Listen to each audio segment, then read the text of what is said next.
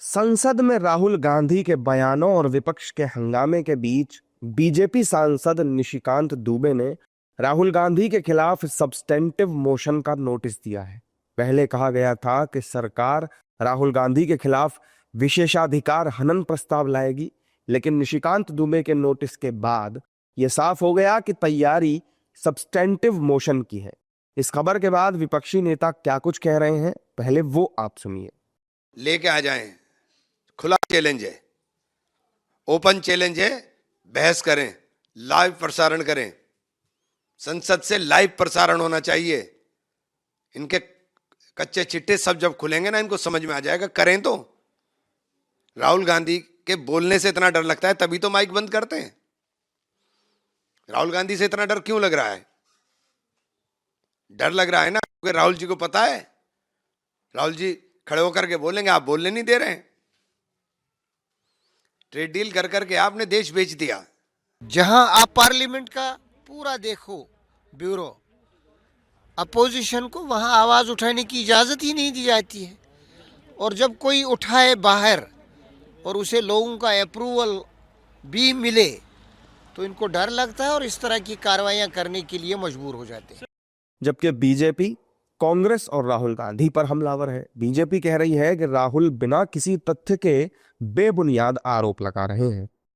जब बजट पे बोलना था तब तो भारत अमेरिका समझौता पे बोले, उसमें भी झूठ बोले। कल उन्होंने कहा था कि मैं ऑथेंटिकेट करूंगा। कल पूरे दिन हम इंतज़ार करते रह गए राहुल गांधी का कि वह कब ऑथेंटिकेट करेंगे। जब नहीं उन्होंने ऑथेंटिकेट किया तब उनके खिलाफ सब्सटेंटिव मोशन लाया गया है।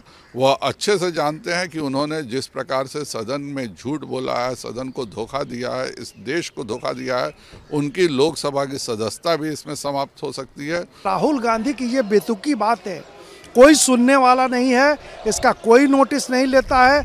आज भी देखिए सदन की हालत क्या है। ये लोग चाहते हैं कि सदन को डिस्टर्ब करें, पब्लिक का समय, कीमती पैसा उसको बर्बाद करें। तो राहुल गांधी के खिलाफ पहले तो हम लोग सोच रहे थे कि प्रिविलेज मोशन लाएंगे, फिर सोचा कि ऐसे आदमी के खिलाफ क्या ले आना है। जो प्रोसीडिंग से है वो जितनी बातें अनाप शनाप इन्होंने कही है उसको हम एक्सपंज करेंगे।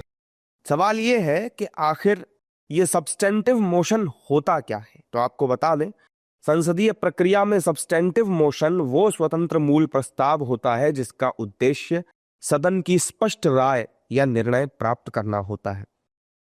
इसे अलग से पेश किया जाता है, किसी अन्य प्रक्रिया का हिस्सा यह नहीं होता। इस पर सीधी बहस और मतदान होता है। पारित होने पर यह सदन की आधिकारिक इच्छा या स्टैंड को दर्शाता है, और यह मोशन सामान्य चर्चा, शून्यकाल या अल्पकालिक प्रस्ताव से बिल्कुल अलग होता है।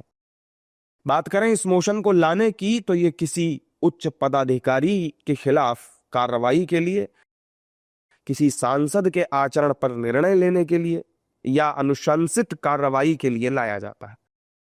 इसलिए इसका राजनीतिक असर भी व्यापक और गंभीर माना जाता है।